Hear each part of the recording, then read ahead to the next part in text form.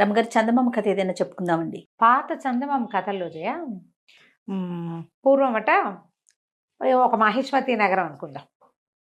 దానికి నాగాదిత్యుడని ఒక రాజుగారు ఉండేవాడు. రాజు చాలా సమర్థుడు, తెలివైనవాడు, మంచి గట్టివాడు. ఆయనకి రాజవతి దేవని భార్య, దేవాదిత్యుడని కుమారుడు. నాగాదిత్యుడికి దేవాదిత్యుడని కొడుకు. అయితే వీళ్ళకి ఆ మహిష్మతి నగరానికి చుట్టుపక్కల పెద్ద పెద్ద అడవులు ఉండేవి. ఈ రాజుకి చాలా మృగయ వినోదం ఎక్కువ, మృగయ వ్యసని. ఆయన వేటాడడం అంటే మంచి ఇష్టం. అయితే దీనికి ఏంటంటే ఒక పక్కగా డాకినీ వనం అని ఒక వనం ఉందట. పేరే ఏదోగా ఉంది కదా. ఈ డాకినీ వనంలో ఏవో తిరుగుతాయి విచిత్రాత్మలు, విచిత్ర ప్రాణులు ఉంటాయని ఆ పక్కకి ఎవ్వరూ వెళ్ళేవాళ్ళు కాదు. సాధారణంగా వేటగాళ్ళు వచ్చి ప్రభు అక్కడ కుందేలు తిరుగుతున్నాయి, అక్కడ లేళ్ళు తిరుగుతున్నాయి, ఇక్కడ పుల్లు ఉన్నాయి, అక్కడ సింహాలు వచ్చినాయి, ఏనుగులు చాలా ఇబ్బందిగా ఉన్నాయి, లేదా ఏనుగు బాగున్నాయి, వేటకి మంచి బాగుంది అని చెబితే అక్కడికి వెళ్తూ ఉండేవాడు. అయితే ఒకసారి ఒక కోయవాడెవరో ఈ డాకినీ వనం ప్రస్తావన చేసి అక్కడికి ఎవరు వెళ్ళర్లేండి అన్నాడు. ఎవరు వెళ్ళని దేవుటో చూద్దామనిపించింది దీనికి. జనరల్గా అలాగే ఉంటుంది చూడు మనుషులకి. అవునండి, ఎవరు చేయండి మనం చేయాలి. అక్కడి నుంచి ఈయన డాకినీ వనానికి బయలుదేరితే బయలుదేరుతున్నాడని తెలిసి రాణి వద్దంది, ప్రజలు వద్దన్నారు, మంత్రులు వద్దన్నారు, సైన్యాధిపతులు వద్దన్నారు. ఆయన ఠాట్టును వెళ్ళవలసిందేనన్నాడు. ఆ డాకినీ వనానికి వెళ్ళారు. వెళ్తే అదేం విచిత్రంగా లేదు, ఇంకా మామూలు అడవుల కంటే అది ఇంకా బాగుంది. ఫుల్ గ్రీనరీ, మొత్తం పచ్చగా ఉంది. అసలు ఎన్ని పువ్వులో, ఎన్ని చెట్లు, ఎన్ని కాయలో, ఎంత పూతో చెట్ల నిండా. చాలా సరదా వచ్చింది ఆయనకి. అయితే ఏమైంది, ఈయన వేటాడడానికి వెళ్ళాడు లోపలికి. వేటకి ఏం కనపడలా, అంత ఆకుపచ్చగా ఆహ్లాదభరితంగా ఉంది. దీనికి డాకినీవని పేరు ఎందుకుందో అర్థం కాల. జంతువు అన్నది లేదు అందులో. చివరికి ఆయనకు ఒక కుందేలు కనపడింది. ఏమీ కొట్టకుండా బయటికి ఎందుకు వచ్చేయాలని ఆ కుందేలుని వేసి కొట్టాడు. ఆ కుందేలు దగ్గరికి వెళ్ళేది వీళ్ళు సైనికులు, వేటగాళ్ళు అంతా ఆగిపోయారు, ఏమీ లేదని. రాజు ఊరికే తిరిగి చూస్తాడని ఆయన వదిలిపెట్టారు. ఆయన ఒక్కడే ముందుకెళ్ళి కుందేలు కనపడేసరికల్లా బాణం వేసి కొట్టాడు. ఈ కుందేలు ఈ బాణం దానికి తగలంగానే ఆ కుందేలు ఒక అమ్మాయిగా మారిపోయింది. తను ఆశ్చర్యపోయాడు. పరిగెత్తుకుంటూ వెళ్ళాడు, గుర్రం దిగి పరిగెత్తాడు దగ్గరికి. తీరా చూస్తే ఆ బాణం పట్టుకుని కూర్చునింది ఒక అమ్మాయి అక్కడ. ఎవరు ఏమిటంటే, నేను ఈ అడవిలో ఉంటాను, నాకు నచ్చిన రూపంలో తిరుగుతాను, ఈ వనం మాదేను అని చెప్పింది. చెప్తే సరే ఆయన మైమరిచిపోయాడు. ఆ అమ్మాయిని చూసి ఆవిడ ఎంత అందంగా ఉందో, నాతో రా మా ఇంటికి రమ్మని అడిగాడు. అడిగితే సరే నన్ను వివాహం చేసుకుంటానంటే వస్తాను. బాగుంది. సురసుందరి ఆ అమ్మాయి పేరు. ఆ సురసుందరి పుట్టు పూర్వోత్తరము అడవిలో ఎందుకుంది, వాళ్ళ అమ్మ ఏంటి, నాన్నేది, అమ్మ నాన్న ఎక్కడన్నారు, అక్క చెల్లి ఉన్నారా, వీళ్ళకి రాజ్యం ఉందా లేదా, వీళ్ళు ఏం తిని బతుకుతారు, ఏమీ అడగల. పిల్ల నచ్చింది, వచ్చేయమన్నాడు, అంతే. అంతే, వచ్చేసింది. వచ్చాక అంగరంగ వైభవంగా పెళ్లి చేసుకున్నాడు. ఇక సురసుందరిదే లోకం. భార్య రాజవతీదేవి మొహం గిట్టడం మానేసింది. ఆయనకి గిట్టట్లేదు మొహం. పిల్లాన్ని చూస్తే విసుగు. ఒక 5-6 సంవత్సరాలు ఉన్నాయి. ఏమీ వాడి వైపు తలకాయ తిప్పి చూసేవాడు కాదు. ప్రజలంతా ఆశ్చర్యపోయారు. ఆవిడ అందానికి అందరూ మైమర్చిపోతున్నారు. కానీ ఇదేమిటి, ఆ పెద్దరాణిని లోకంలో 2వ పెళ్ళిళ్ళు సహజం, మామూలు వాళ్ళే చేసుకుంటారు. రాజుగారు 2వ పెళ్లి చేసుకోవడం విచిత్రమేం కాదు. కానీ భార్యని సరిగ్గా చూసుకోకపోవడం ఉంది చూడు, అది వింతగా ఉంది. ఆయన చీదరించుకునేవాళ్ళు ఆవిడ్ని. కొన్నాళ్ళకి సురసుందరికి కూడా ఓ కొడుకు పుట్టాడు. కొడుకు పుట్టిన తర్వాత వీళ్ళంతా ఏం చెప్పుకున్నారు, ఇంకేముంది, సురసుందరి కొడుకే రాజ్యం వస్తుందంటే పెద్దరాణి గారి కొడుకు ఎందుకు ఊరుకుంటాడు. 7 ఏళ్ళ వాడు.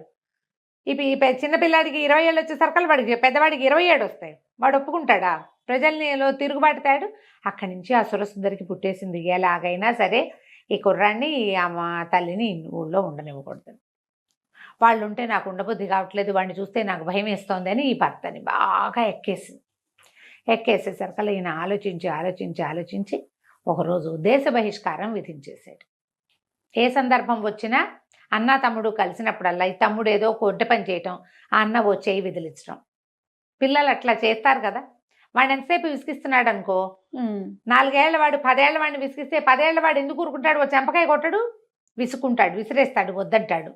దాంతో వాడు పోయి తండ్రికి చెప్తాడు, తల్లికి చెప్తాడు. వెంటనే ఈవిడే నా కొడుకుని బతకనిచ్చేలాగా లేడు వీడు, పెద్ద అయ్యే లోపల చంపేస్తాడు, ఈ రాజ్యం కోసం వీడు పోటీ అని వాడు భావిస్తున్నాడని పిల్లల్లో లేని ఉద్దేశాలు ఆవిడ బాగా ఎక్కేసేసి.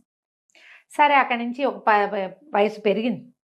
పెద్ద అబ్బాయికి ఒక 20 ఏళ్ళు వచ్చినాయి, 20 ఏళ్ళు పైన వచ్చినాయి. వచ్చి రాగానే ఈవిడ ఇంకా నేను వీళ్ళు ఇక్కడ ఉంటే నేను ఉండను, మా ఇంటికి వెళ్ళిపోతాను అని మొదలుపెట్టేసరికి సరే రాజ్య బహిష్కారం విధించేశాడు రాజు. తల్లిని తీసుకుని వెళ్ళిపోమన్నాడు. మంత్రి సేనాధిపతి ఎవరికీ ఇష్టం లేదు. సరే వాళ్ళు ఏం ఆలోచించుకున్నారు, రాజబహిష్కారం అంటే రాజ్యం చివరిదాకా రథం మీద తీసుకెళ్ళి రాజ్యం వెలుపల వదిలిపెట్టాలి, నేను తీసుకెళ్తానని సైన్యాధిపతి రథం ఎక్కించుకుని రాత్రి వేళ చల్లగా తన ఇంట్లో ప్రవేశపెట్టి ఇంట్లోపల బంకర్లో దాచిపెట్టాడు రాణిని, రాకుమారుని. ఇక్కడే ఉంచుకున్నారు, ఎక్కడికి వెళ్ళొద్దు, చూద్దాం ముందు ముందు ఏం జరుగుతుందని. ఈ మంత్రి గారికి ఎలాగైనా ఈ సురసుందరిని అడ్డం తొలగించేసేయాలని ఉంది. ఈవిడ వల్లే ప్రాబ్లమ్స్. ఆయన ఎంతసేపు ఆవిడ చుట్టూతానే తిరుగుతాడు. ఆవిడ ఏం చెప్తే అదే, ఆవిడ ప్లానే తప్పిస్తే ఈవేళ ప్లానింగ్ లేదు పడలేదు. ఎందుకు మంత్రి సైన్యాధిపతి అదే కదా. అయితే ఏం చేశాడు ఈయన, రహస్యంగా విషం పెట్టించాడు రాణిగారికి. ఆవిడ శుభ్రంగా విషం కలిపిన ఆహారం టకటకా తినేసింది, హాయిగా విహారం చేసి వెళ్ళి పడుకుంది. పొద్దున్న లేచి మళ్ళీ తయారైంది. అంటే విషం ఇమిడిపోతోంది. 2-3 సార్లు ట్రై చేశారు. 2-3 సార్లు విషాహారం ఏమీ అవటం లేదు అమ్మాయికి. అంటే ఇది విషం తిన్నా బతికుండగలిగే లక్షణం ఏదో ఉంది. సరే ఏం చేయాలో తెలియలే. బాగా ఆలోచించారు, ముందు వెనక ఆడారు. అక్కడి నుంచి ఈ సైన్యాధిపతి అన్నాడు, పంపించేయటానికి లేదా చంపేయటానికి ఏం మార్గం దొరుకుతుందో చూద్దామని సైన్యాధిపతి ఏం చేశాడు, వీళ్ళకి ఇంతకు ముందు కొన్ని ఏళ్ల క్రితం మంత్రిగా ఉన్న ఒక ఆయన తపస్సు చేసుకోవటానికి వెళ్ళిపోయాడు. ఆయనకి కొన్ని దైవశక్తులు ఉండేవని చెప్పుకునేవాడు. అయితే తండ్రి గారి కాలంలో ఆయన రాజపాలనకి సహాయం చేసేవాడు. ఆయన ఎక్కడో తపస్సు చేసుకుంటున్నాడు. సరే నేను ఆయన్ని వెతుక్కుని వస్తాను, రాకుమారుడు మా ఇంట్లో సేఫ్గా ఉంటాడు, మీకేం భయం లేదు, చూస్తూ ఉండండి ఈవిడ ఏం చేయొచ్చు. ఈవిడ ఈ లోపల చిన్న కొడుకు పట్టాభిషేకానికి ప్రయత్నం చేయించడం మొదలుపెట్టింది. ఈ మన సైన్యాధిపతి ఆ గురువు గారిని వెతుక్కుంటూ ఇక వెళ్ళాడు ఎక్కడికో. ఊరి పొలిమేరలు కూడా దాటిపోయి నగరం పొలిమేరలు దాటి బోల్డని కొండలు, అడవులు అవి ఉండే కదా, అడవులు కూడా దాటాక కొన్ని కొండలు ఉన్నాయి. ఆ గుహల్లో ఎక్కడైనా ఆయన ఉండొచ్చు అని చెప్పేసి అక్కడికి వెళ్ళేసరికి ఇతనికి ఆయన దొరికారు, ఋషి. ఆయన ఎన్నేళ్ల నుంచో దాదాపుగా 30-40 సంవత్సరాల నుంచి ఆ కొండ గుహలో ఉండి తపస్సు చేసుకుంటున్నారు. ఈ సైన్యాధిపతి చిన్న పిల్లాడప్పుడు ఆయన వెళ్ళిపోయాడు. కనిపించేసరికల్లా నేను వెళ్ళి ఆయన పాదాలు పట్టుకుని, స్వామి మీరు సహాయం చేయాలి, మహిష్మతి నగరం మట్టిలో కలిసిపోయేలాగా ఉంది. ఎవరో ఒక స్త్రీని రాజు ఢాకినీ వనం నుంచి తెచ్చాడు. అప్పటి నుంచి కష్టాలు మొదలైనాయి. రాణిగారి మొహం చూడలేదు, మరి రాకుమారుడి మొహము చూడలేదు. దేశ బహిష్కారం విధించేశాడు. వాళ్ళని నేను దాచిపెట్టాను. రాణికి విషం పెట్టినా ఆవిడ చావడం లేదు. ఏం జరుగుతుందో మాకు అర్థం కావట్లేదు. నగరం విధ్వంసం అయిపోయేలాగా ఉంది. సరే అక్కడి నుంచి ఏం చేశారు, ఈయన బాగా జ్ఞాన దృష్టితోటి ఆలోచించి ఏం చెప్పాడంటే, ఆమె నిజంగా ఢాకిని రాజుని వశం చేసుకుంది మంత్రశక్తితోటి. ఆయనకి భార్య కొడుకు అక్కర్లా, మీరు ఎవరేం చెప్పినా విండు, ఆవిడేం చెప్పినా వింటాడు. అదే జరుగుతోంది. ఈ అమ్మాయి ఏ డాకిని వనంలో అయితే ఈ అమ్మాయి ఇచ్చిందో ఆ డాకిని వనంలో ఒక పెద్ద చెట్టు ఉంది. 12 ఊడలున్న మర్రి చెట్టు. చాలా చెట్లు ఉన్నాయి అక్కడ. 12 ఊడలున్న మర్రి చెట్టుకు వెళ్ళాలి. ఆ మర్రి చెట్టు తొర్రలో ఒక వెండి దబ్బన ఉంటుంది. ఆ దబ్బనమే ఆ అమ్మాయిని చంపగలిగే శక్తి ఉన్నది. డాకిని చంపగలిగేదాన్ని వాళ్ళ ఆ వనంలో దాచిపెట్టి డాకిన్లందరూ దాన్ని కాపలా కాసుకుంటున్నారు. ఇన్నేళ్ల నుంచి ఎవ్వరూ ఆ వనంలో ప్రవేశించాల. రాజు అందులోకి వెళ్ళాడు, ఆమెకు వశమైపోయాడు. ఆ దబ్బనం తెచ్చి కాలు మీద పాదం మీద పొడిస్తే చస్తుంది. అది ఎట్లా చేయాలి, ఎవరు చేయాలి? అక్కడి నుంచి ఇతను అన్నాడు, సరే ప్రయత్నం చేస్తా అని చెప్పి అక్కడి నుంచి బయటకు వచ్చాడు. వచ్చి ఇప్పుడు డాకిని వనం వెళ్ళాలంటే మొత్తం ఈ నడిచిందంతా మళ్ళీ వెనక్కి వెళ్ళాలా, అందులోకి వెళ్తే అక్కడ ఏం ప్రాబ్లమ్స్ వస్తాయో తెలియదు. సరే వెనక్కి వచ్చి మంత్రి గారికి ఈ విషయం చెప్పి సైన్యాధిపతి స్వయంగా డాకిని వనానికి వెళ్ళాడు. పగటిపూట వెళ్ళాడు. అది అమావాస్య కాకూడదు, మంగళవారం కాకూడదు, ఇట్లా మంచి రోజులు చూసుకుని. అవన్నీ కొత్త కొత్త సమస్యలు వస్తాయి. మంగళవారం కాకుండా అమావాస్య కాకుండా చూసుకుని వెళ్ళాడు. వెళ్ళి ఆ బోలెడన్ని మర్రి చెట్లు వెతికి చివరికి ఆ 12 ఊడలున్న మర్రి చెట్టు త్వరలో చేయి పెడితే ఇంత పొడుగు దప్పనం దొరికింది, ఇంత వెండిది. అది పట్టుకొచ్చాక సరే ఇంటికి వచ్చేసాడు. ఈ లోపల ఏమైంది, ఈవిడ తనకు విషం పెడుతున్నారు అది కానీ తెలుసుకుంది ఆవిడ. తెలుసుకుంది. అక్కడి నుంచి రాకుమారుడు బయటికి వెళ్ళలేదని, ఊళ్ళోనే ఎక్కడో దాక్కున్నాడని వాసన పసిగట్టేసింది. అన్ని ఇళ్ళు సోదా చేయించి సైన్యాధిపతి ఇంట్లో నుంచి బయటికి తీసుకొచ్చేశారు. సైన్యాధిపతి ఇంటికి వచ్చేసరి కల్లా రాకుమారుడు పట్టుపడిపోయాడు. దాంతో ఆవిడేమంది, వీడికి ఊరేయాలి, ఊరి శిక్ష, కుర్రాడికి ఊరి శిక్ష ఇస్తే గానీ కుదరదు. దేశ బహిష్కారం ఏమిటి, దేశ బహిష్కార శిక్షని ఉల్లంఘించినందుకు శిక్ష ఊరి. బాగుంది. దేశ బహిష్కారం వెళ్ళిపోయి ఉంటే ఏం బాగుండేది, వెళ్ళలా, ఊళ్ళోనే ఉన్నాడు. రాజుగారు వేసిన శిక్షని ఉల్లంఘించాడు కదా, ఉల్లంఘించిన వాడికి శిక్ష ఏమిటి, ఊరి. సరే ఇంకేం చేస్తారు, సైన్యాధిపతి రావాలన్నారు. సైన్యాధిపతి వచ్చాడు. ఏం చేయాలో తెలియలా, మంత్రి కాళ్ళు చేతులు ఉనికిపోతున్నాయి ఆయనకి. ఇంకేముంది, ఇక అయిపోయింది, ఊరి శిక్ష వేస్తే పిల్లాడి ఇంకా దక్కేది లేదు. రాజు ఇలా పిచ్చిగానే ఉంటాడు. ఒకవేళ రేపొద్దున ఈవిని చంపేసిన ఉత్తరాధికారి ఏడి రాజ్యానికి, అప్పుడేం చేస్తారు. సరే సైన్యాధిపతి ఆయనకి ఒక స్నేహితుడు ఉన్నాడు. ఈయన ఇంట్లో ఉంటే ఏడుస్తే రాజుగారు రాణిగారు బాధపడుతుందని ఆ స్నేహితుడి ఇంటికి పోయి అక్కడ చాలా దుఃఖించాడు. ఏం చేయాలి, ఇంత ప్రయత్నం చేశాం రాజకుమారుడిని రక్షించడానికి, చిన్నపిల్లాడు 20 ఏళ్లవాడు, ఏదో యుద్ధ విద్యలు అవి కొద్దిగా నేర్చుకున్నాడు. తండ్రి నిరాదరణ వల్ల అతను తెలివైన వాడైనా పెద్దగా ఏమీ చేయలేకపోయాడు. మేము ట్రైనింగ్ తీర్చుకుంటే రాజుగారు అబ్బాయి రాజు అవుతాడు అనేసరికల్లా ఆ స్నేహితుడు, అతను ఒక మెజిషియన్, ఏమనాలి దాన్ని, ఇంద్రజాలిక, మంచి ఐడియాలు ఉన్నాయి. అతను అన్నాడు, ఈ సమస్య చాలా సులువుగా పరిష్కారం అవుతుంది, నేను చెప్తాను ఒక ఐడియా అని చెప్పి అతను ఒక ఐడియా ఇచ్చాడు సైన్యాధిపతి.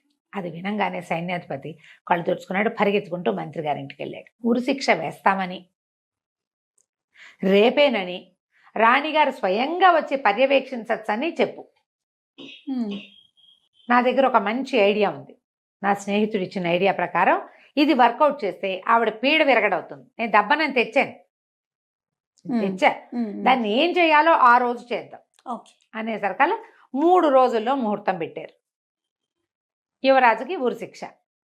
కొంతమంది ప్రజలు వాళ్ళు వీళ్ళు చేరారు. సైన్యాధిపతి మంత్రి ఏమన్నారంటే, ఇట్లా పెద్ద శిక్షను ఉల్లంఘించిన వాడిని మన రాజు రాణి సమక్షంలో తీయాలి, మీరు అక్కడ నుంచుంటే ఉరిదీస్తాం మీకు మీ ముందు అంటే ఈవిడ సంతోషించింది. తనకి రాజ్యానికి అడ్డం తొలగిపోతుంది, ఈ రాజ్యం అంతా ఢాకిని హస్తగతం అయిపోతుంది, అదే కదా కావాలి.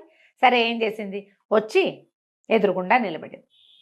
ఈ కుర్రాన్ని ఒక గోడ వారగా నిలబెట్టారు, ఒక గోడ దగ్గర నిలబెట్టారు. సరే ఏం చేశారు, ఇట్లా పైనుంచి వేళ్లాడేది కాకుండా అట్నుంచి పోతాడు ఇట్నుంచి పోతాడు, 2 తాళ్ళు మెడకేశారు. ఓకే, 2 తాళ్ళు మెడకి వేయబడి ఉన్నాయి. అటొకడు ఇటొకడు పట్టుకుని లాగుతారు ఊరేయటానికి అనమాట. వెరైటీ శిక్ష. ఈవిడేం చేసింది, దీని దగ్గర నిలబడింది. సరే కనపడుతుంది రాజకుమారుడు 2 చేతులు వెనక్కి పెట్టుకుని ఉన్నాడు, చేతులు కట్టేసినట్టు కనపడుతుంది కానీ కట్టల, 2 చేతులు వెనకాల పెట్టుకుని నుంచున్నాడు. ఆ అబ్బాయికి అట్లా బోధించారు. సరే ఆవిడ ఇంకా దగ్గరకు వచ్చి ఆ చచ్చిపోయేటప్పుడు వాడి ముఖంలో ఉన్న ప్రేత కళ చూద్దాం అనుకుంది ఆవిడ. ఈ అటు ఇటు 2 సైనికులు నిలబడ్డారు కదా, ఈ మధ్యలో రాకుమారుని నుంచోబెట్టారు తాళ్ళేసి. ఇద్దరు చెరో పక్కన తాళ్ళు లాగారు. తాళ్ళు లాగేసరికల్లా ఈ 2 తాళ్ళు వాడి మెడకి బిగుసుకోకుండా 2 తాళ్ళు ఒకటికొకటి పట్టుకుని పక్కకి వెళ్ళిపోయినాయి. రాకుమారుడు ఒక్కసారి ముందుకు పడ్డట్టుగా పడ్డాడు. ఈ పడ్డం ఎట్లా పడ్డాడు, ఆవిడ నుంచునుంది కదా చిన్నరాణి ఎదురుగుండా, ఆమె ముందు సాష్టాంగ పడినట్టు పడ్డాడు. పడంగానే ఈ బొడ్లో నుంచి ఆ దెబ్బనం తీసి ఆమె పాదం మీద గుచ్చేసాడు. అబ్బా, ఆ తాళ్ళు వాళ్ళు వేసిన హుక్ ముడి అట్లా వేశారు. ఆ మెజిషియన్ చెప్పిన ట్రిక్ అది. ఇప్పుడు 2 ఇదేసాము, ఇట్లా లూప్ లాగా వేసాము. ఈ లూప్లో నుంచి అటు ఇటు పట్టకలాగితే లూప్ ఊడొస్తుంది, అది ఎక్కడ బిగుసుకోదు. అతను చెప్పిన ట్రిక్ అది. ముందుకు పడి ఎప్పుడైతే ఇది పొడిచేశాడో ఈ రాణిగారు పెద్ద కేక పెట్టింది, పిచ్చెక్కినట్టు అరిచి చచ్చిపోయింది. పడిపోయింది కానీ అస్థిపంజరంలా అయిపోయిందట పడటం. ఎప్పుడైతే ఈమె ఇక్కడ పడిపోయిందో అంతఃపురంలో ఉన్న ఆవిడ కుమారుడు కూడా మరణించాడు. ఢాకిని జాతి అంతమైపోతుంది ఆ దెబ్బనంతో. ఓహో, ఇంతలో ఏమైంది, రాజుగారికి తెలుసు కొడుక్కి ఉరిశిక్ష వేసినట్టు. ఆయన అప్పుడే స్పృహ వచ్చినట్టు ఇదేది రాణిగారేది కుమారుడేడి అని అడగటం మొదలుపెట్టాడు. రాకుమారుడికి ఉరిశిక్ష వేస్తారు కదండి మీరు అనగానే ఆయన ఎలా దీపోమని ఏడవటం మొదలుపెట్టాడు. రాకుమారుడికి ఉరిశిక్ష వేయటం ఏమిటి, నా కొడుకుని నేను ఎట్లా పోగొట్టుకుంటాను, నా భార్య ఏది, ఆమె ఎక్కడుంది, ఆమె ఎంత దుఃఖంలో ఉంది, నా భార్యో నా కొడుకు అని. అప్పటిదాకా ఆయనకి పెళ్ళాము కొడుకు గుర్తు కూడా లేరు. అప్పుడే ఆయన మీద నుంచి ఒక మంత్రం కట్టుపోయినట్టు అయిందనమాట. ఆయన కేకలు పెట్టి ఏడుస్తుంటే మంత్రి గారు పరిగెత్తుకొచ్చాడు. ఏం పర్వాలేదు, అంతా సజావుగా జరుగుతుందని రాజుగారిని తీసుకుని ఇక్కడికి తీసుకొచ్చారు వధ్యస్థానానికి. తెస్తే రాకుమారుడు చక్కగా నిలబడినాడు. ముందు ఒక అస్థిపంజరం ఉంది. ఇది ఎవరిదంటే ఎవరిది? అక్కడి నుంచి ముందు మనం ఈయన ఒక సెయింట్ని కలిశాడు కదా, సైన్యాధిపతి వాళ్ళ గురువుని. ఆయన ఏం చెప్పాడంటే ఎప్పుడైతే ఈ అమ్మాయి ఆవిడ మరణిస్తుందో వెంటనే ఆ అస్థిపంజరాల్ని భూస్థాపితం చేసేసేయండి, పైకి రానివ్వకండి. అంటే 50 అడుగుల లోతున ఒక నుయ్యిలాగా తవ్వి ఆమెది కుమారుడివి ఇద్దరివి అస్థిపంజరాలు అందులో వేసేసి బస్తాల కొద్దీ ఉప్పు పోసి దాన్ని మూసేసి దాని మీద ఒక మామిడి చెట్టుని పాతిపెట్టారు. ఇంకెప్పటికీ వాళ్ళు అక్కడి నుంచి బయటికి రాకుండా అయిపోతారనమాట. అది పళ్ళు కాసేది కాస్త ఏమవుతుంది ఆ వివరాలన్నీ చెప్పలేదు, కానీ ఇలా చేసేసారు. ఆ తర్వాత రాకుమారుడికి అన్ని విద్యలు నేర్పుకుని అతన్ని మళ్ళీ పట్టాభిషేకం రాజుని చేశారు. పట్టాభిషేకం చేసి రాజుని చేశారు. కథ కంచికి మనం ఇంటికి. బాగుంది రమ్మగారు. నమస్తే అండి. నమస్తే. నమస్తే రమ్మగారు. నమస్తే జయ. ఏదైనా మంచి కథ చెప్తారా? ఒకళ్ళు భలే జాలిగుండే వాళ్ళని చూస్తుంటాం మనం. ఇప్పుడు చూస్తున్నామా జయ? అసలు లేదు రమ్మగారు. ఈవెన్ మనకి కూడా అంత ఏదైనా జాలిగుండలేదు. జాలిగుండ తర్వాత ఏదైనా ఒక వీడియో చూసినా, రక్తం కారుతున్నా, మనుషులు అక్కడికక్కడ ఏదైనా అయిపోయినా వెరీ క్యాజువల్ గా తీసేసుకుంటున్నాం రమ్మగారు.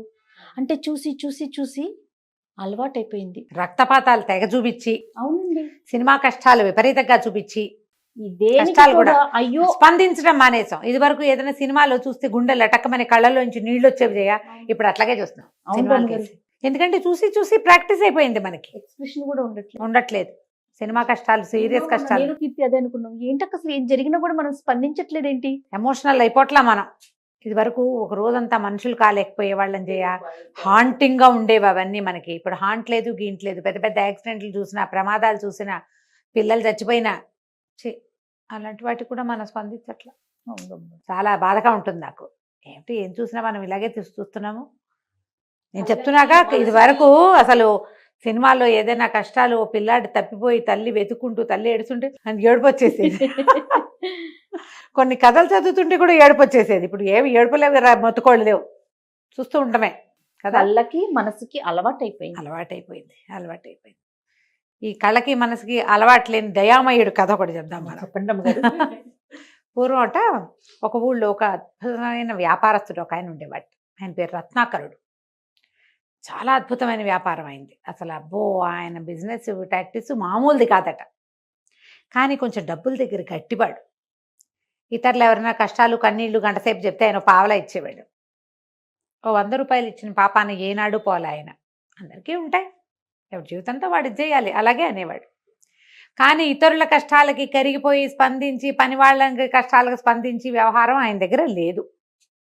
ఈయనకి గుణవతి అనే చక్కటి భార్య ఒక ఆవిడ ఉంది. ఆవిడ చాలా సాత్వికురాలు. ఎవరికైనా కష్టం నిష్ఠూరం అంటే ఆదుకోవాలని చాలా వెంపర్లాడిపోయేది ఆవిడ. రెపరెపలాడిపోయేది మనసు. కానీ భర్త వల్ల ఆవిడ అట్లా చేయలేకపోయేది. ఏదో తెలిసి తెలియకుండా పావులా 10 పైసలు సాయం చేయగలిగేది. కానీ ఆవిడ స్థితికి అనుగుణమైన సహాయము ఆవిడ ఎప్పుడు చేయలేకపోయింది. స్తోమతకి తగిన సాయం చేయాలి కదా. మనం ఏమనుకుంటాం, లక్షల కొద్దీ వ్యాపారం ఉంది, ఎవడికో 10,000 అవసరం, మొహం చూసుకోరు. 10,000 జీతగాడు 10,000 ఇవ్వలేడు, వాడు పావలానే ఇవ్వగలుగుతాడు, 10 రూపాయలే ఇస్తాడు. కానీ లక్షల్లో వ్యాపారం నడిచే వాళ్ళు 10 కుటుంబాలను ఆదుకోవచ్చునే. ఆయన అలాంటి వాడు కాదు. ఈవిడ పాపం అలా చేయి బిగబట్టినట్టు ఉండేది. ఈ రత్నాకరుడికి దయాకరుడని ఒక అద్భుతమైన కుమారుడు కూడా ఉన్నాడు. వాడు మామూలు మెతకవాడు కాదు, తల్లి కంటే జాలిగుండేవాడు, మెతగ్గా ఉండేవాడు. ఎవరికైనా ఏదైనా హెల్ప్ కావాలంటే తను మానుకుని పని చేసేసేవాడు. బళ్ళోకి వెళ్ళి అన్నం పట్టుకెళ్తే ఎవరికైనా ఆకలిస్తుందంటే తన దాంట్లో నుంచి షేర్ చేయటం కాదు, తనది ఇచ్చేసి ఇంటికి వచ్చి అన్నం తినేవాడు. అలాంటి వాడు అనమాట. అయితే ఏమైంది, పిల్లవాడు యుక్త వయస్కుడు అయ్యాడు. పెళ్లి చేద్దాం అనేది వాళ్ళ అమ్మ. ఆయన అన్నాడు, వీటితో మెతక వైఖరి వీడిది, ఈ పెళ్లి చేస్తావంటే ఈ విషయలోపత్వం వచ్చిందా, భార్య విలాసాలకు వెళ్ళాడా, ఇక డబ్బు ఖర్చు పెట్టుకుంటూ ఇంట్లో ఉంటాడు వీడు, వాడేం పని చేయడు, మెతకవాడు. ముందు వీడిని వ్యాపారంలోకి దిగని, వ్యాపారపు మెళకువలు తెలియాలి, కొత్త చోట్లకు వెళ్ళడం తెలియాలి, అన్ని చోట్ల మెతగ్గా ఉంటే కుదరదనే విషయం వాడికి అర్థం కావాలి, అందుకని వీడిని వ్యాపారం పెట్టిద్దామని అన్నాడు తండ్రి. సరే వ్యాపారం మీద పంపుదామని ఒప్పుకుంది తల్లి కూడా. దయాకరుడు కూడా వాళ్ళ నాన్న చెప్పాడు కాబట్టి సరేనన్నాడు. ఈయన ఒక ఓడ కొనిపెట్టి ఓడ నిండా సరుకులు వేయించి మరి కొంతమందిని సహాయకారులుగా ఇచ్చి ఈ దయాకరుణ్ణి పంపించాడు. పంపిస్తే ఈ దయాకరుడు ఈ సామాన్లు ఉన్న పేద ఓడను తోలుకుని బయలుదేరి, తోలుకోవడం అంటే అదే నడిపించుకుని వెళ్ళి ఎక్కడికో ఒక ఊరు చేరారు. ఒక రేవులో దిగారు. రేవులో దిగి తమ బిచానా అంతా తమ తెచ్చుకున్న సరుకులన్నీ రేవులో, అప్పుడప్పట్లో వ్యాపారాలు ఇలాగే ఉండేవి కదా, అన్ని బిచానా అంతా పరిచారు. ఓడను ఎక్కడో కట్టేశారు. ఆ బాకెట్లో కూర్చుని ఉన్నాడు. ఆ ఊరి మంత్రి గారు ఇంకోళ్ళు ఎవరో పెద్ద అధికారులు ఏమేమి వచ్చినాయి సరుకులు చూడడానికి రేవుకు వచ్చారు. ఆ మంత్రి గారు ఈయన కూర్చుని మాట్లాడుకుంటుంటే కొంతమందిని ఖైదీలను తీసుకెళ్తున్నారు. ఖైదీలను తీసుకెళ్తుంటే అందులో ఆడ మగ కూడా ఉన్నారు. ఏమిటండి, ఏం దొంగలా వీళ్ళంతా ఖైదీలుగా ఉన్నారు, ఏమైనా దొంగతనం చేశారా, ఇంతమంది ఉన్నారు అని అడిగాడు. అడిగితే ఆ మంత్రి గారు చెప్పాడు, కాదండి, వీళ్ళు రైతులు కప్పాలు కట్టలేదు, పన్నులు కట్టలేక సరెండర్ అయిపోయిన వాళ్ళు, వీళ్ళని జైళ్లలో పడేయటానికి తీసుకెళ్తున్నారు అనేసరికి ఏంటి ఇంతమంది అన్నాడు. 600 మంది కప్పం కడితే వాళ్ళని వదిలేస్తారు, డబ్బు కట్టలేక వాళ్ళే సరెండర్ అయిపోయారు. జైళ్లలో ఉండి ఏవో పనులు చేస్తారు, ఆ జైల్లోనే మగ్గిపోతారు వాళ్ళు, డబ్బులు కట్టలేదు కాబట్టి అరెస్ట్. అది చాలా బాధేసింది. రైతులు అరెస్ట్ అవ్వటమా, మరి వాళ్ళ వ్యవసాయము అవి ఏం చేస్తారు, పిల్లో జల్లో ఉన్న వాళ్ళు ఏదో చేస్తారు, వాళ్ళలో ఎవడైనా డబ్బులు కడితే వీళ్ళని వదిలిపెడతారు. అదే ఎప్పటికి కట్టాలి, అంతమంది కట్టలేకపోయారా అంటండి మీ ఊళ్ళో అన్నాడు. అనేసరికి ఏం చేస్తారండి, కొన్ని ఊళ్ళల్లో క్షామం ఉంది, చెరువులకు నీళ్లు లేవు, వర్షాలు లేవు, వానలు ఉన్నా కూడా కాలం ఉన్నా కూడా చెరువులు ఏర్పాటుగా లేని చెరువులు అనుకో, అందులోకి నీరు నిలవబడదు. వర్షాధార ప్రాంతాల్లో వానలు లేకపోతే పోతుంది. మళ్ళీ వాన పడితే ఎప్పటికో వాళ్ళ ఇళ్లలో వాళ్ళు ఏదైనా చేసుకుంటే వాళ్ళు కొంత డబ్బు కట్టి వీళ్ళు చేసుకోగలుగుతారు. ఇక్కడ సిస్టమ్ ఇంతేనండి అన్నాడు. సరే, దయాకరుడికి వ్యాపారం చాలా బాగా అయింది. అతను ఏం చేశాడు, ఈ 600 మంది ఎంత డబ్బు కట్టాలో లెక్కలడిగి రాజుగారి దగ్గరికి వెళ్ళి, నేను సంపాదించుకున్నానండి, మరి ఒక 600 మంది రైతులను చూసాను, నాకు చాలా బాధ కలిగింది, రైతు ఉంటేనే కదండి పంట, వీళ్ళందరి డబ్బులు నేను కట్టేస్తా, వాళ్ళు నాకు రీపే చేసినా చెప్పిన ఏం పర్వాలా, లాభం వచ్చిందిగా ఆ లాభం కట్టేస్తానన్నాడు. రాజుగారు ఆశ్చర్యపోయారు. కానీ సరే, వాళ్ళకి డబ్బులు కావాలి, వాళ్ళ రాజ్యం నడవాలంటే డబ్బు అవసరం, ఒప్పుకున్నాడు. ఈ 600 మందికి డబ్బు కట్టేశాడు దయాకరుడు. 600 మంది రిలీజ్ అయిపోయారు. ఎవరి వల్ల రిలీజ్ అయ్యారో అవన్నీ తెలుసుకున్నారో లేదో, ఏం జరిగిందో ఎవరిళ్ళకి వాళ్ళు పోయారు. దయాకరుడు మళ్ళీ ఓడ మళ్ళించుకుని ఇంటికి వచ్చాడు. నాన్న మొత్తం లెక్క అంతా చూశాడు. చూసేసరికి అంతా లెక్క పెట్టి చూసుకుని, ఎరా నువ్వు చేసిన వ్యాపారానికి ఇంకా చాలా డబ్బు రావాలి, ఆ డబ్బంతా ఏది అన్నాడు. అనేసరికి నాన్న అక్కడ ఒక 600 మంది రైతులు అరెస్ట్ అయ్యారు, వాళ్ళు పన్నులు కట్టలేకపోయారు, ఈ సంవత్సరం కడితే వాళ్ళకి 3 ఏళ్ళు సమయం ఇస్తానన్నాడు రాజు, అందుకని నేను ఆ డబ్బు కట్టేశాను, వాళ్ళ మీద జాలి పడంటే తండ్రి తెగ తిట్టిపోసాడు. ఫోన్ ఇంట్లో నుంచి బయటకు అన్నాడు. అనేసరికి ఆ గుణవతి పిల్లవాడి తల్లి వెంబడబడి బతిమలాడింది. పిల్లాడు, వాడికి ఒక అవకాశం ఇవ్వు, ఇంకొక ఛాన్స్ ఇవ్వు, ఇంకోసారి సరిగ్గా చేస్తాడు అని చాలా విధాలుగా బతిమలాడితే తండ్రి మళ్ళీ ఇంకొక ఓడ కొనిపెట్టాడు. ఓడ నిండా సరికి రేవుకి బయలుదేరింది ఓడ. రేవులో స్టార్ట్ అవుతుంటే వీళ్ళు రేవులో సామాన్లన్నీ ఎక్కించుకుని మనవాడు ఈ దయాకరుడు కూడా ఎక్కబోతుంటే పక్కన ఆగున్న ఒక పడవలోకి బోల్డ్ అంతమంది బానిసల్ని తీసుకెళ్తూ కనపడింది. ఓకే, చాలా మంది ఆడాళ్ళు, మగవాళ్ళు, పిల్లలు, ముసలివాళ్ళు గుంపంతా పోతున్నారు. వీళ్ళంతా ఎవరు అనేసరికి ఆ ఓడ కళాశీలు ఏం చెప్పారంటే బానిసలండి, ఆ ఓడవాడి వీళ్ళందరినీ కొన్నాడు, వీరు పై దేశంలో తీసుకెళ్ళి అమ్ముతాడు. ఈ బానిసల్ని అమ్మటం కొనటం మనం చాలా కథల్లో విన్నాం. ఆశ్చర్యపోయాడు, ఇంతమందా, వీళ్ళని ఎట్లా పట్టుకొచ్చారు, వీళ్ళు ఎక్కడ వాళ్ళు అంటే, ఎక్కడో దోపిడీ దొంగలు ఎక్కడో దొంగతనాలు చేసి మనుషుల్ని అమ్మేస్తారు బానిసలుగా, ఇలా వచ్చారు. చాలా బాధేసింది. అందులో కొంతమంది చూస్తే ఇంత అంతా పిల్లలు, ముసలి ముతక బానిసలుగా అమ్మబడ్డ వాళ్ళు ఏమవుతారు, యంగ్స్టర్స్ అయితే ఒక రకం పనులలోకి, ముసలి వాళ్ళైతే ఇంకో రకం, పిల్లలు. చాలా బాధపడి ఏమన్నాడు, వీళ్ళందరినీ నేను కొంటాను, అంటే ఇతను ఓడలో ఉన్న సరుకు బానిసలది సేమ్ ఖరీదు, మొత్తం సరుకు అంతా ఇచ్చేసాడు. ఆ బానిసలందరినీ తీసుకుని వాళ్ళందరివి ఎవరి అడ్రస్సులు వాళ్ళవి కనుక్కుని మేము ఇళ్ళకి వెళ్ళిపోండి, మీరు విముక్తులైపోయారని పంపించేశాడు. అందరూ ఆశ్చర్యపోయారు. అతను అలాంటి మంచివాడు అనమాట. ఈ పంపించేసే క్రమంలో 2 బానిసలు మిగిలిపోయారు. మా ఇల్లు ఎక్కడో మాకు తెలియదు అన్నారు. ఒక ఆడపిల్ల చక్కటిది, ఒక ముసలమ్మ. మాకు ఇల్లు వాకిలి లేవు, మాదే ఊరో మాకు తెలియదు, మేము గుర్తుపట్టలేము, మాకు వెళ్ళిపోవడానికి ప్లేస్ లేదు, ఏమైతే అది అవుతుందని రేవులోనే దిగబడిపోయారు. పిల్ల బహుచక్కటిది, చూడచక్కగా, ముసలమ్మ దాసీగా కనపడుతోంది. సరే ఇతను ఏమన్నాడు, ఏం చేస్తాం మరి వీళ్ళని ఎలా వదిలేస్తాం, నాతో మా ఇంట్లో ఉందరు కానీ అని చెప్పి పడుచు అమ్మాయిని ముసలమ్మని ఇద్దరిని వెంబడి పెట్టుకుని ఇంటికి తీసుకుపోయాడు. రత్నాకరుడు అన్నాడు, అదేమిట్రా ఇంకా బయలుదేరింది, అప్పుడే తిరిగి వచ్చేసా, ఒక రోజులో వచ్చేసాడు, ఇదంతా ఒక 2 రోజుల్లో జరిగిపోయింది అనేసరికి, నాన్న ఇట్లా కాదు, చాలామంది బానిసలుగా అమ్మబడుతున్నారు, వాళ్ళని చూసి బాధ కలిగింది నాకు, సరుకంతా అమ్మేసి వాళ్ళకి ఇచ్చేశాను, ఇగో వీళ్ళిద్దరు మిగిలారు అనగానే నాన్న చెడామడా తిట్టాడు. ఏ నాన్న అయినా తిడతాడు చూడ, ఏ నాన్న ఊరుకుంటాడు. ఆయనకి ఏమనిపించింది, ఈ పిల్ల మహాసౌందర్యవతి, దీని అందపు వ్యామోహంలో పడి వీడి పనిచేశాడు. ఓహో, పిల్ల అందంగా ఉంది, ఒక అందమైన పిల్లని ఒక ముసలమ్మని వెంబడి పెట్టుకొచ్చాడు, పిల్ల కూర్చుంటోంది, ముసలిది పనిచేస్తోంది. అట్లా అనిపించింది ఆయనకి. ఎవరో బానిస పిల్ల అందాన్ని దిగి అదంతా ఓడవాడెవడికో ఇచ్చి ఈ పిల్లని తీసుకొచ్చావు నువ్వు, వీడెంత చెప్పినా ఆయన వినలా. పో నా ఇంట్లో నుంచి బయటికి పో అన్నాడు. ఇప్పుడు గుణవతి కూడా మాట్లాడడానికి ఏం అవకాశం లేదు. ఇక ఆవిడ మాట్లాడకుండా ఊరుకుంది. ఏం చేయనురా నాయన, నీకు నేనేం చేయలేనురా అని కళ్ళ నీళ్ళు పెట్టుకుంది. ఇతను ఏం చేస్తాడు, ఇంట్లో నుంచి బయటకు వచ్చాడు. వీడు వెనకాల పిల్ల ముసలమ్మ వచ్చేసాడు.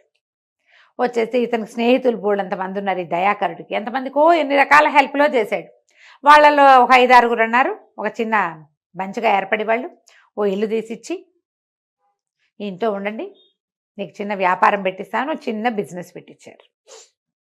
అందరూ కలిసి, అదే కోఆపరేటివ్ బిజినెస్ లాంటిది. ఇతను ఎక్కడికి వెళ్ళల, ఇంట్లో ఉన్న అమ్మాయి కామ్గా నిశ్శబ్దంగా దాని దారినది ఉండేది, ముసలమ్మ వంట చేసి పెట్టేది, ఆ ఇంట్లో ఉంటూ బిజినెస్ చేసుకుంటే మెల్లిగా బిజినెస్ ఎక్కువచ్చింది. తండ్రి ఇంకా కుర్రాన్ని ఇంటికి పిలవల. ఈ అబ్బాయి ఏదో చిన్న పన్న వారా వీర అందరికీ సహాయాలు చేసేవాడు, కానీ బిజినెస్ అంతా స్నేహితుల చేతిలో ఉంది.